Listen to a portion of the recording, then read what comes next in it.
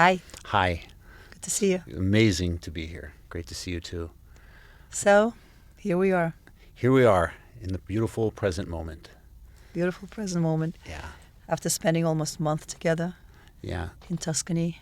Beautiful Saturnia, the ancient thermal waters that were nothing short of majestic. Amazing. Yeah, it was really a beautiful time that we spent there. Makes me realize just how powerful the elements come into play when we talk about mindfulness, which is really a cornerstone of what you and I are building together, which is the mindfulness practices that elevate our quality of life and bring us into just a more elevated state of awareness.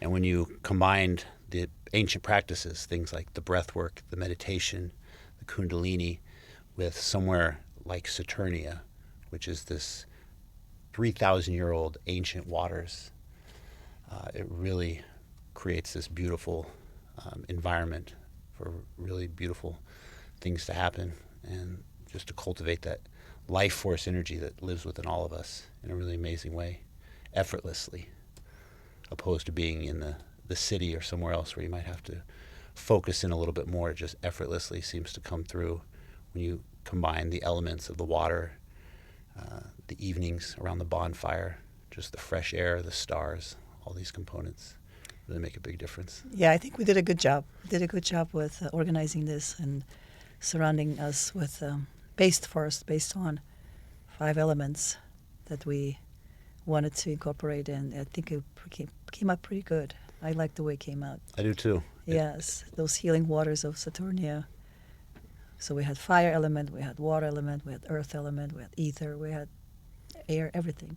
Yeah. And we played with them and we experimented. It was magical. It was really magical. It was nice. I think the water provided that integration from, all of the work we were doing with the breath work and really putting forth the effort required to get this prana, life force energy, this kundalini moving through the spine. And once you awaken that, it becomes activated within you, and then to step into those waters, just really feel the power of what you've connected to. Amazing way. So tell me how it all started for you. So my journey really started when I stepped into a deeper practice of meditation, and that was about 4 years ago. From up until that point, kind of meditating on my own, clocking 10 minutes at a time, to really stepping in, finding some ways to just go deeper, using breath work and some other techniques, many of them very ancient.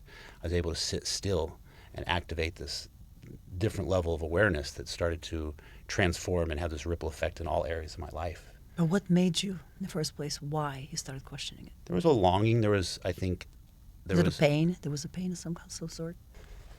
So I was looking for more out of life than what I was getting, and just chasing my career and chasing money and feeling a sense of satisfaction, but still an emptiness. And I figured out that it wasn't tied to service or something greater than myself.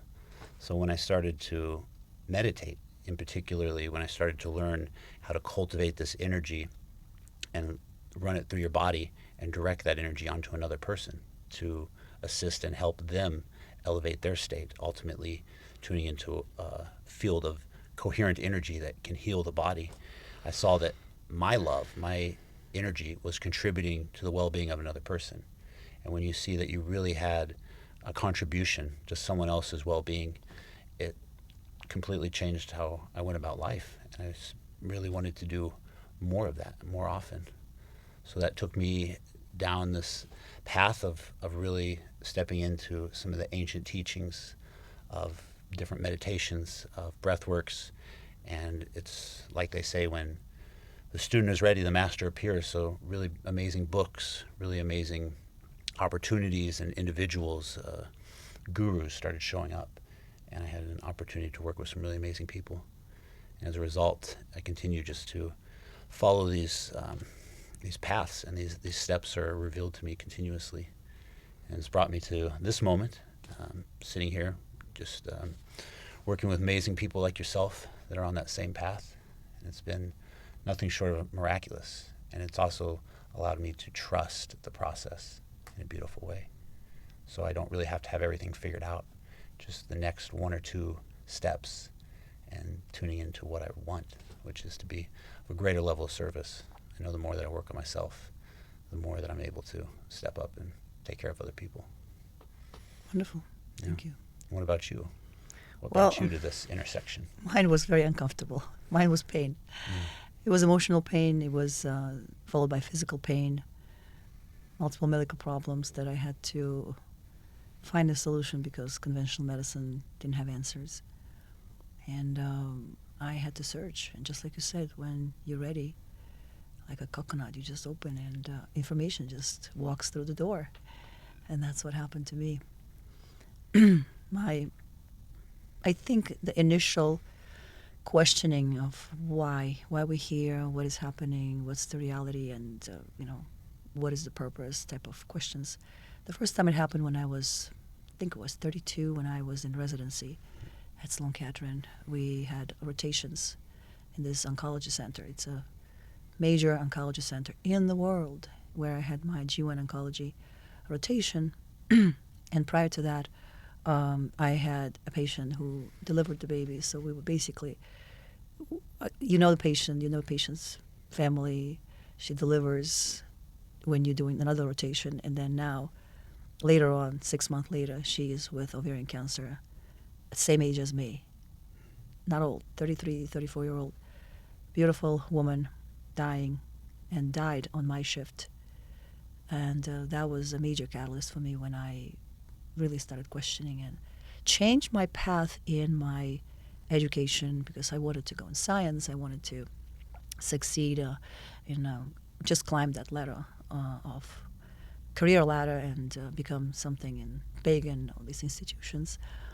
I started questioning all that, and I said, you know what, no, I'm not going to go there. I'm just going to go in private practice, and I'm going to enjoy my life. This is the first time when I said I'm going to enjoy my life because of this situation. When I had to pronounce her dead and come out and sit at the nursing station.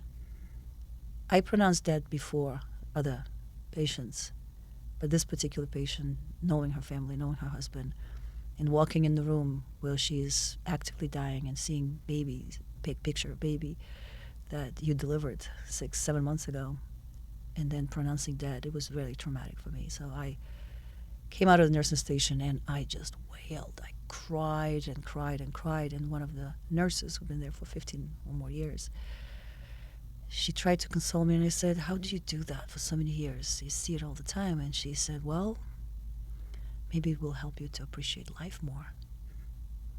So that was my moment at that time. Of course, it wasn't like, oh, and then I woke up. No, but it was one of those uncomfortable moments when I started questioning things. On top of that, I started developing problems on the physical level. I started, that fear of cancer crept into me. Like, I'm scared to have cancer. I was scared for my loved ones to have cancer. So I started researching, and my first research was about how to prevent cancer. And being in Sloan Kettering, at the time, there was a lot of research with vitamins and minerals and all these alternative modalities as a research. So I got interested in all that and started taking it. And the more I dove deep into this field, the more I started opening in like new fields of knowledge that were not really taught in medical school, although they were, but we kind of like brushed it off. We just had to study it and take exam and pass the exam and just move on. That's the mentality you have in medical school. So moving forward in residency, I developed this, prior to residency actually, I developed this condition called angioedema. Is when your body, your lips, your eyes, everything swells up, including your throat. They did tests on me, $1 million tests. They couldn't find anything, nothing. And that's why they put the diagnosis called idiopathic angioedema, which translation in English, we have no idea what's causing it, but you have this swelling. And as a result, they had to put me on medication, because if I wouldn't take medication, I would swell up, and eventually I can die from suffocation because the throat swells up. And that medication makes you sleepy. So I don't know how I went through residency, and actually went through a very tough program. And I performed pretty good. Those who were with me, they probably remember me being like a stellar student. being on this medication, but it was very, very tough. Moving forward, I also had some problems with my knees. Basically, my body was falling apart. I started developing side effects from this medication in the form of arrhythmia, which is irregular heartbeats. And now I can't take it because now it's affecting my heart. So then they had to put me on different medication, which was a steroid that made me gain weight. I became like 200 pounds heavy, and I had to live with that for some time, and that destroyed my knees, my joints. Of course, also my past athletic history didn't help. I used to run low distances. That also destroyed that. So basically, at the age of 36, I was bedridden. I was in a wheelchair. 37, I was in a wheelchair in my private practice that I just started.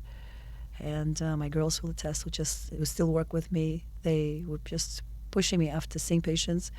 They would just push me to physical therapy, and it was horrendous. This is when I became really uncomfortable physically and understanding that this is something else. I need to do something about it. And this is when I started reading. Like you said, books appeared, and Tibetan book about, it's called Fountain of Youth, Pierre Kennel. That was my first introduction to Tibetan history, philosophy. Later on was Ayurveda. Then later on was also Japanese martial arts and medicine. Started studying more and more and visited those places. I went to Tibet and spent some time with Tibetan yogis, and learned how to meditate. I spent some time in India. I learned Ayurveda in south of India, in Trivandrum.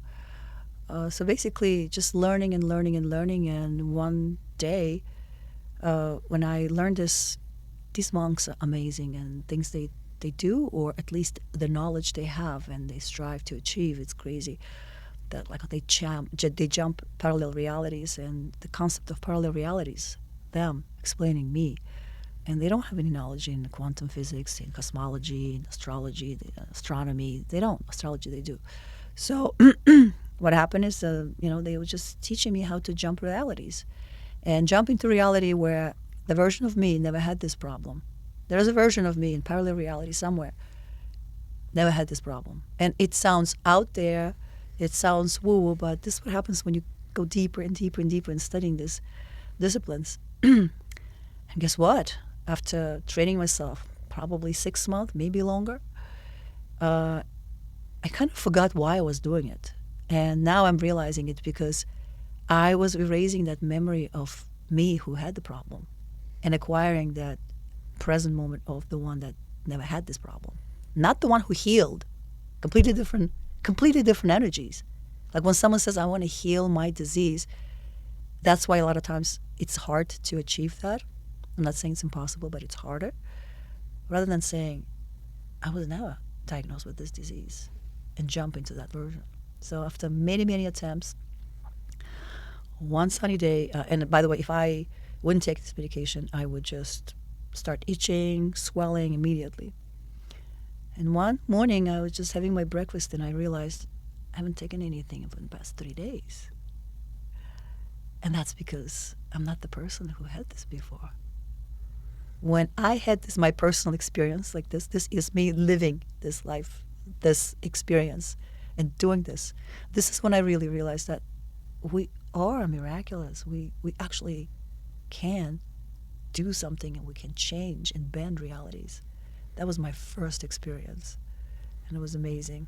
And diving deep into, ayahuasca and other interesting disciplines and modalities that present today. I learned Kundalini Yoga, which really changed my life, thanks to certain teachers like Jaidev and the main teacher of all the Kundalini practitioners, Yogi Bhajan. Yogi Bhajan was the person who brought Kundalini Yoga to the United States. So he was one of the first, he was the first person who brought this in 60s and 70s. So studying his work and practicing more and more, I started noticing that my personality started to change. And my surroundings started to change because my frequency, my vibration is changing. So then I started attracting different people, different situations. And a couple of years later, I found myself in a completely different life, completely different body, completely different person. So that's how I believe in this, because it really works. Not because someone told me, but because You've I did experienced it I for yourself. experienced it myself, and I know that it works. It takes work, but So what practices do you contribute as the cornerstones of really making that shift into the mindset as well as actually just the frequency change? you see, mindset is a good thing, but a lot of practitioners just focus only on mindset. Mm-hmm. But yes, some people can achieve that, but for majority of people, it's harder. You're human. You're still going to have some thoughts in the background. You're going to have that. You're going to have some emotions in the background. You can't not have that, right? So that's why they develop these practices like yoga. And my first practice that really started moving the needle was Tibetan yoga. Tibetan 5 rituals. Look it up. It's a pretty easy thing to do. And what not forced me, but drove me to look into it is actually that book when I read. It was my ego, because when I read about this guy who went to Tibet, spent some time, and then came back with the hair full, like, he had hair, and even the color of his hair. The Fountain of Youth. Fountain of Youth, yeah, changed. His gray hair disappeared, and the wrinkles disappeared, and that was my ego. I'm like, oh, I want that. It wasn't like, I want to expand my consciousness. No, I wanted to look good, and that was my first thing. But the real rocket ship was Kundalini Yoga. And that's why I still practice it and believe in it. And when you practice this Kundalini Yoga, it's not just the regular yoga. It's a martial arts of yoga. It's a philosophy. It's a completely different approach. It's a beautiful story of Kundalini Yoga, how it's all started. Because when India was taken over by enemies, this kumbaya type of yoga, accept and love everybody, didn't work. And India was quickly losing its territories. So this is when there was, legend goes that there was a yogi that received this download and brought this to this household of particular place in India, Punjab area, where they started practicing this, and they became warriors of light. And I told this story, but I'm still fascinated by this story, the way they did it. It was mostly defense, not mostly, it was defense. They're defending their territories, but with dignity. And the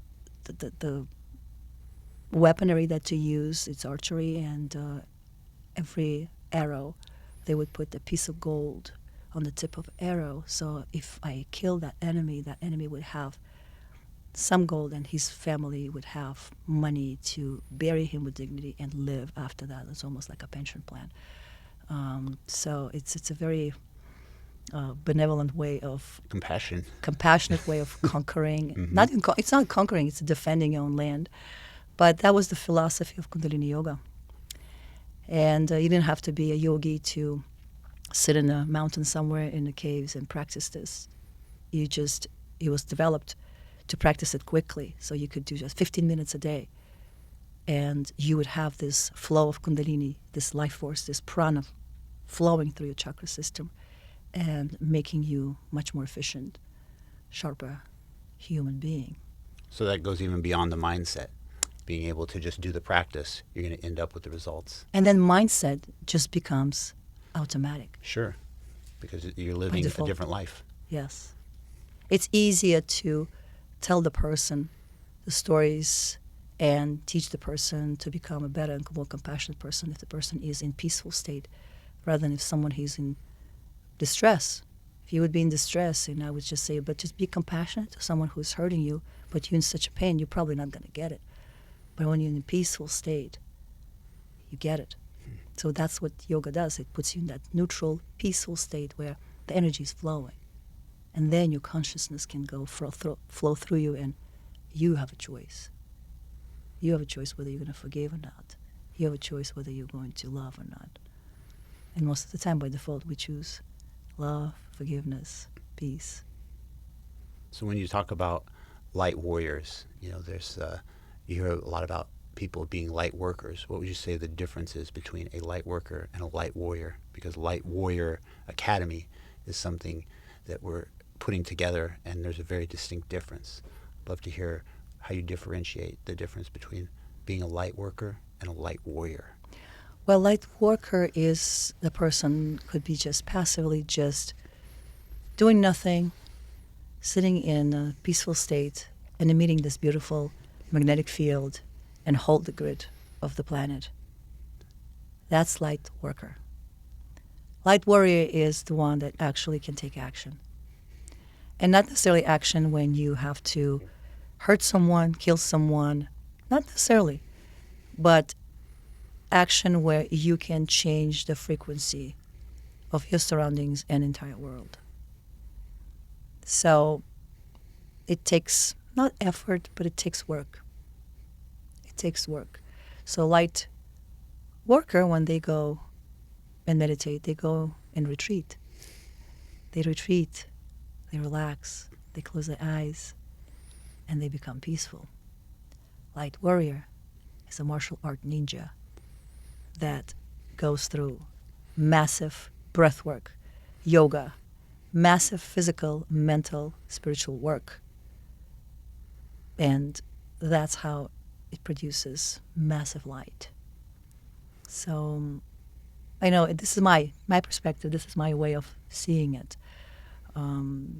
Some people don't see the difference, but this is why we, you and I, we decided to come with this retreat, and I think we did a great job just by showing that this is not a retreat. A passive hanging out, just meditating, tuning into elevated states of love, but there's actual work to be done, and it does cultivate this beautiful, very powerful life force energy that can be directed in a lot of ways, and it's powerful stuff.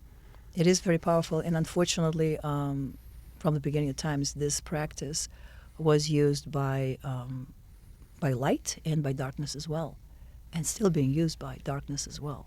So that's why Kundalini, when someone says Kundalini in certain religious groups, it creates this unease that it's something bad.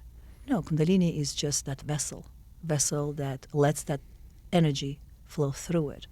But then what do you do with that? Who are you serving? Are you serving light? Then you let the light go through this. If you're serving darkness, then it's darkness. Yeah, the energy is indifferent, and we can cultivate it to very high levels through these different practices. And then we get to make a choice of how we direct and use that for the greatest good, or potentially self-serving and sabotaging potentially. Correct. So, and I think we did a good job. People loved it. Yeah, we did an amazing job. That was some of my first experience with the Kundalini breathwork in particular. And even just on those short 4 or 5 days, I started to notice things being activated, even after the first session of breathwork, to where I see the effect. And then, like you said, you can see massive results in a very short period of time. You gave us some examples of getting up for 30 days in a row and working with the energy of the sun coming up over the horizon, doing a particular set of breath work.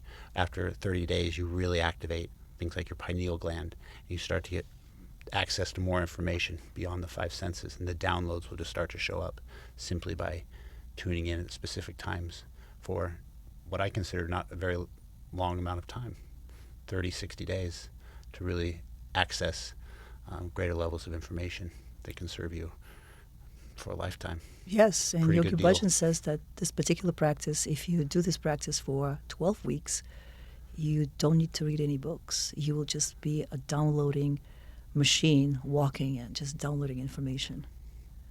So that's kind of what we intend to enlighten people with, is what these tools are to spending a week together in a place like Saturnia. So who do you think this program is for? Like, who do you see ideal people who would really benefit from it? Ideally, I think it's people who have a high level of energy and they're doing really beautiful things in this world, What do you mean? And maybe they're not. Maybe they're accomplishing a lot in certain realms of their life, and now they want to tap into more spirituality. And how do you redirect that same creative energy that may have been able to serve you in certain areas of life, now to direct that to get higher levels of awareness, consciousness, being able to move that energy not only to alleviate different conditions in your body and tune in to a more relaxed state in the way you operate in the world, but also how you can increase and elevate the state of everyone around you just by being that beacon of light. It's very inspiring, and I think people are looking after reaching certain and accomplishing certain things in your life. There's just a sense of what else is there. There's got to be more, and I think you realize that when you start to serve something greater than yourself, and you're able to tap into something that lives inside of you. That I think it's appealing to just about anyone who's looking to, get more out of what they are just looking at as a well-rounded life. Yeah, I think this particular practice, it helps to really uncover who you are, your strengths, and use that and achieve something in life. If you're a shy person, you can just wipe it off and become more confident. If you're a jealous person, you just let it go. If you're fearful, same thing. If you're an angry person, you learn how to change and transform this anger into strength and power, benevolent power. So it's an alchemy that happens, and it's you who's doing it. It's not someone who's giving you this, I'll give, like other guru says, I will give you this power, you're going to have these abilities. The beauty of Kundalini Yoga, you're doing it yourself. Yeah, you're the one that's in charge. And when you understand, like you touched on all these different emotions like anger and guilt, when you become aware that those live in very particular spaces inside of your body, someone refer to them as chakras or energy centers, when you realize that certain emotions live in your solar plex, other emotions live in your heart, and you're able to alchemize those. And they affect your life. Yeah. They affect your behavior. Your relationships, your behavior, your health. Yes. Yes. And there's ways to unblock and open those up and experience life at a whole nother level. Yes. And it was interesting to watch in the beginning when the group just started. Most of the group was the type A personality people, business people, practitioners who had their own practices and so forth, very driven. So you could see that there was some resistance with the first session, first breath work. And then gradually we started working in the first, second chakra and third chakra and keep going and just cleansing and cleansing and cleansing and cleansing. And day 5, the same type of breath work, the same exercise, but how much breakthrough we had, how much release of these unnecessary emotions and traumas and programs that people just released that day. It was amazing to watch. It was beautiful. It was beautiful to experience, too, for myself, just things waking up, getting into my heart, and just seeing that energy explode and move up. Yes. Really amazing. And with all of that, using this magical waters of Saturnia, which is so healing, and fire, the fireplace and fire the fire pits. at the end of the night was a every really night. Beautiful touch, just to really bring into perspective everything that's taking place. There's a stillness and a beautiful presence, and I know both of us really appreciate fire. That it's doing something on deeper levels when you can just sit and be present with it. There's work being done. Everything that you've done during the day, it kind of gets burned out and put into that crucible and comes out a little more purified at the end. If you really think about it, it is just a reprogramming your subconscious. That's what happens in the next 5 days when you arrive. Complete reprogramming your subconscious, and you're the one who's doing it. And it's simple. It might not be easy at times initially, but by day 5, it becomes easy. And it's nice that you have that support of the group. There's something about when we do these things together, we're not going to fall short or stop early because there's, kind of a group presence that's depending on us. So we do push ourselves and we do help each other and support one another in that regard. And ages, to all ages. Yeah.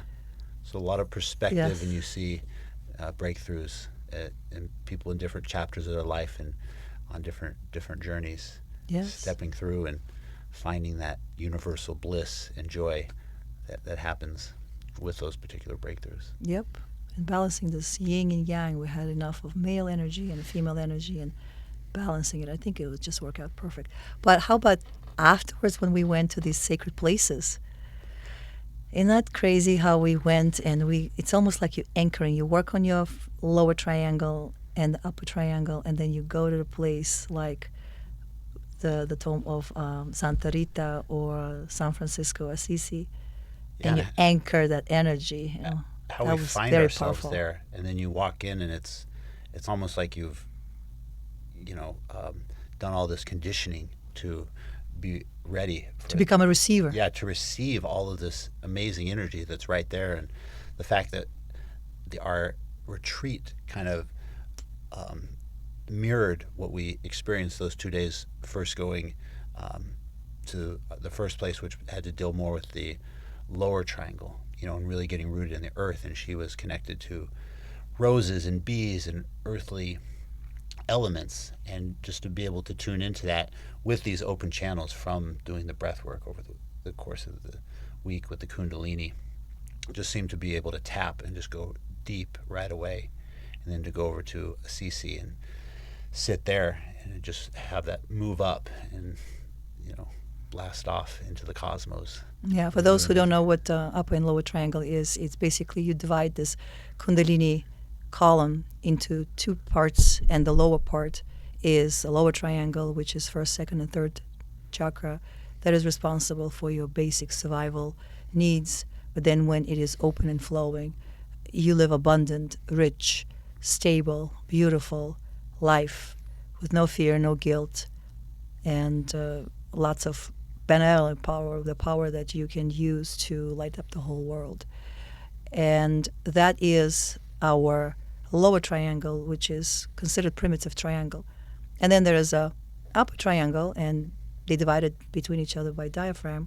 So starting from heart, throat, and your upper chakras, they are responsible as antennas to connect to the cosmic energies. And the connection between Earth and the cosmos is happening through this body that has two triangles. The lower triangle is deeply rooted into Mother Earth, and upper triangle is connected to cosmos. And this is what makes balanced, prosperous, beautiful, healthy human being. And that's what we're building. That's right. I'm excited to continue to revisit these places and just go deeper, playing with all of these elements, taking more people there and getting them to discover what's possible, building this community that we can all support one another and really practice these teachings together and go deeper and really share and support one another in our growth, in our awakening. Yeah. And what I like about this Kundalini Yoga, I'm going back to that Kundalini Yoga again, that it is very practical. It is not about some nebulous things in the sky that you're trying to reach. It's about how to become that invincible, successful human being so you could live a full, rich life. It's the tool that you can use. And it's really pretty attainable because it doesn't really require a lot of your time, but it does take dedication. And that's something that we really want to differentiate, that what we're doing here is for people who are ready to step into a dedicated practice, and just putting in that time and effort, you will start to see these results show up very quickly.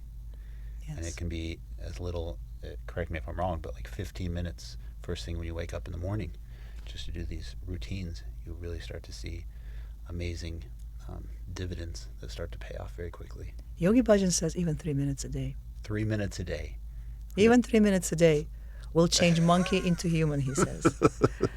And there is a prosperity kriya that we did that Yogi Bhajan, the hands, and this is when he said, if you do it for 3 minutes, You always have money in your bank account. If you do it for 7 minutes, you'll be very, very rich. But if you're going to do more than 11 minutes, you are getting greedy. So that's how efficient these practices are. They're really, really efficient.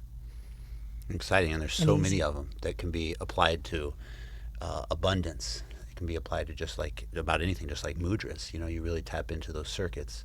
They open up everything from physical elements to beautiful relationships to prosperity and abundance in all realms of life. Yeah, there's a breath work for Kundalini Kriya for anger. If you have anger, you do that. If you have fear, you do 3 minutes of that. It's like an antidepressant. Wow. So there are criteria to select participants for this particular boot camp, Light Warrior Academy. That's right. It's not a retreat. It's not a retreat. So it's very important that everyone understands that yes, we are going to these beautiful locations that do facilitate for real relaxation, regeneration, and that's a critical component. But the main focus is the work and what we're really doing to activate the light warrior, the light energy within us, the light body, the prana, and then tuning into that is really the main focus of what we are bringing people together to experience.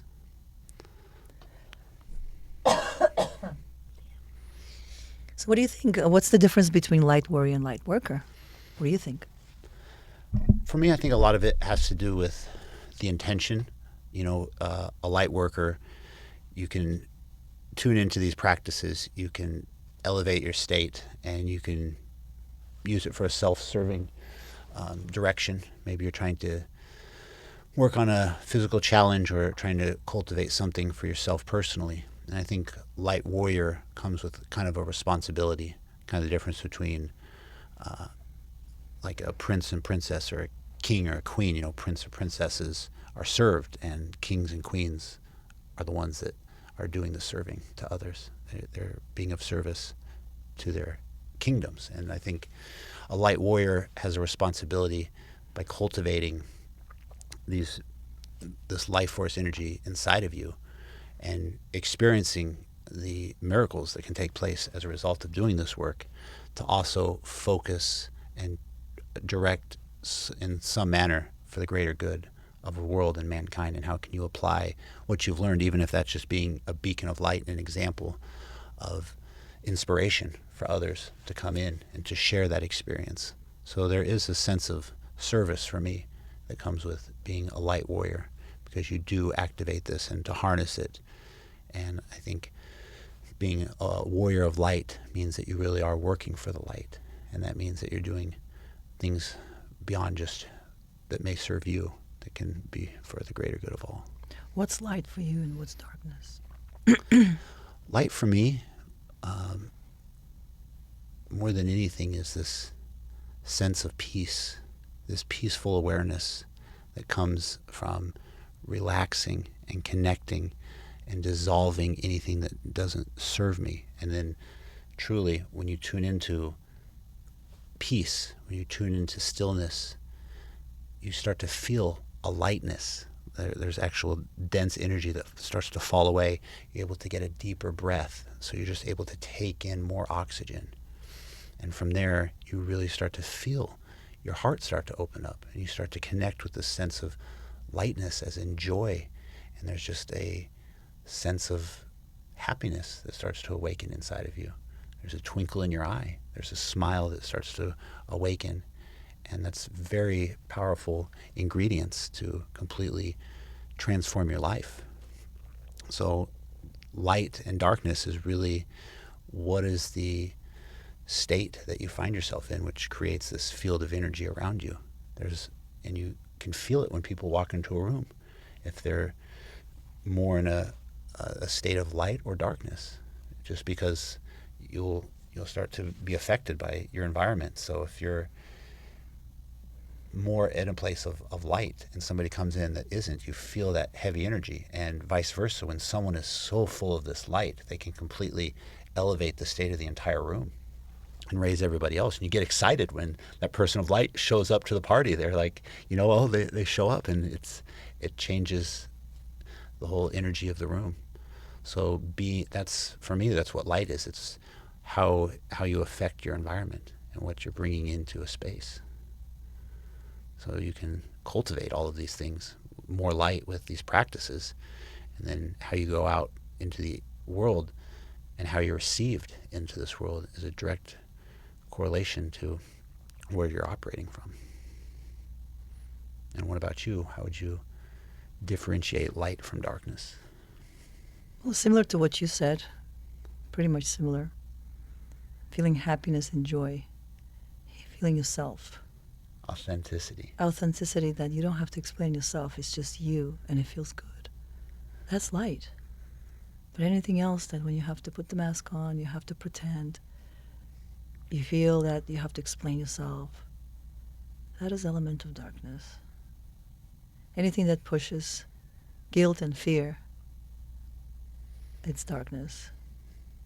Anything that opposite to it, it's light.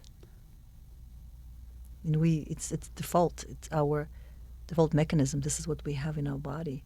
All these receptors that we have receptors for good stuff, receptors for cannabinoids, receptors for opioids, receptors for dopamine. It's all receptors of happiness and joy. And we don't have receptors for anger. We don't have receptors for sorrow or guilt. We don't.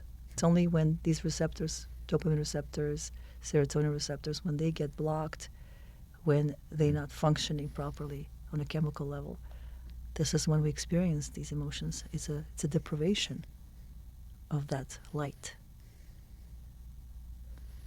So, to be operating from the manual, I guess, that we were designed, or that we came into this, is of light, and it's really just those blocks that really create these other denser, dark energies and emotional states. Yeah, it's like having a window, and when the window is clear and clean, you can see the sky and birds and sunshine. But then when you have mold or anything on the window that you can't see, you have to clean it. Otherwise, you're going to be sitting in the dark and thinking that the world is all that. Yeah. But once you clean the window, all of a sudden you see an entire different world. Yeah. So that's our default build, the way we build. You're not creating anything. You're just remembering who you are, and you're opening what you already exist and dusting it off. That's what it is. With the simple tools, very simple tools. And within 5 days, you learn these tools and you take them home. It's not like in other places. When you go, you feel good, you feel amazing. But then you go home and you're going back to your same environment. You're not really continuing. But here you're leaving this space with a set of tools to go and experience them and use them and grow whatever you want. And only 3 minutes of your time. That's it. Is the minimum to begin. That's the beauty of it. It's pretty beautiful. Yeah. What about miracles that happened that week when we were together? Well, I think we did experience a handful of miracles. People were sharing it. I think it was a real result of doing this work, getting these channels open so this light and this energy could flow through. And one of the things that we would practice after we would do the breath work is we would go into these meditations and we would get really coherent as a group, which means that we would all elevate our states to gratitude, to bliss, to love, and really feel this excitement, this authentic energy and joy flowing through us. And we would direct all of that energy into our hands and into the space between our hands. And one person would take turns, one person would lie down, and we would send all of that energy onto them. And there would be profound changes, and people would sit up after doing some of these meditations, and they would share that they were able to heal. All good. I need to heal. People would share that amazing things would take place after these meditations, that they were able to mend relationships with family members that were unresolved. One lady said that she had an issue and really was able to feel her grandmother's love for her, and it really helped her to reconnect to that, because that was the one person that she had in her life that really cared to her. And when we were able to move that energy and get her heart open, that love was waiting for her, and it really transformed how she carried herself from the first day to the last day. Another lady said that she was experiencing a lot of hip pain pretty continuously, and after just one particular meditation, relaxing, using all of this energy collectively as a group, she was able to draw upon that energy, and she no longer experienced the hip pain for the rest of the time that we were together. And the interesting thing is that it's keep happening even if you leave, if you're not there anymore and Right. you're living your life. You still, because that program that you just unfolded, you unraveled, and it's running, you go and now you're experiencing world. You're experiencing your family members, like I said. One of them actually came back to my office and she said that she's breaking up with her boyfriend. Wow. Well, I guess it was a good thing for her, because she realized that she needed to move out of this The person that she is now, toxic relationship. that relationship no longer serves. She's no longer that person. She's no longer that person, and maybe because before that she had guilt and she wouldn't let these people down, and she would just be staying with this person because of the obligations and all that. No longer. She's free. Amazing. Yeah, that type of miracle happened too.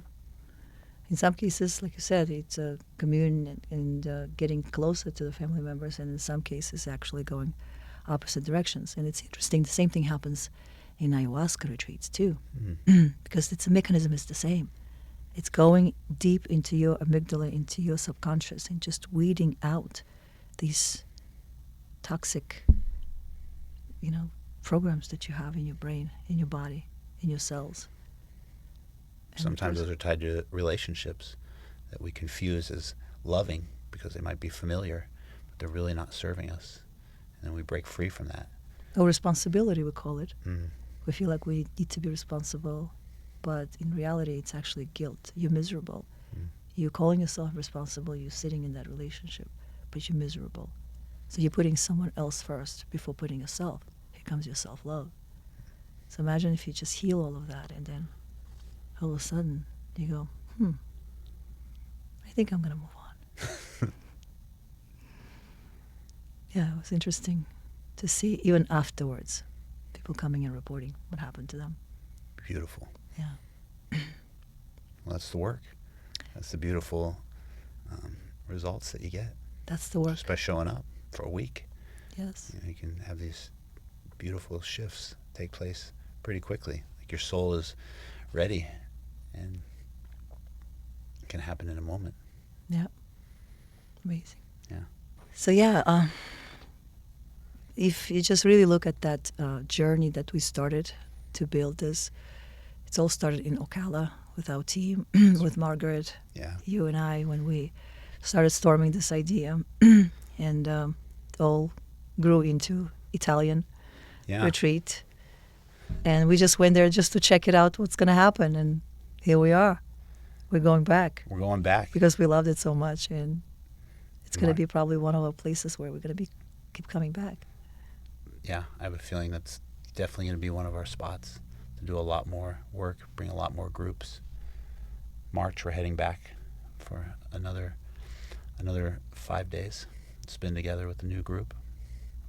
Yeah, and we're blessed to have our team that's working with us. Yeah, we have amazing people. Amazing people working with us. You, Margaret, Olga. Yes, our marketing team.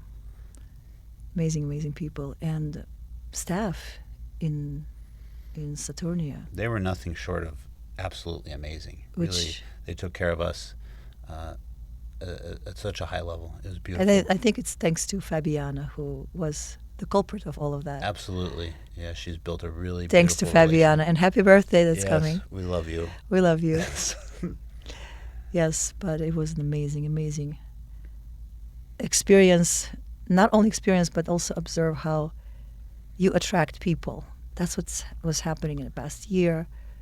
Like, it started all between me and Margaret just talking about this. It was just an idea. Yeah. hey, it would be nice this and it would be nice that. We didn't even know where we're going. We just wanted to do it. Then Ocala came along, then Italy, then Fabiana came along, and it's just how universe works. Just put the intention in. The rest is just unfolds. Yeah, you made a good point. When you find yourself surrounded by all these amazing people, which I think we can both contest to, I always like to remind myself that, as without, so within. So to have all this beauty outside is a real reflection of the work and the beauty and the light that I've been able to manifest within me, because what I'm seeing outside is just a mirror of what's inside.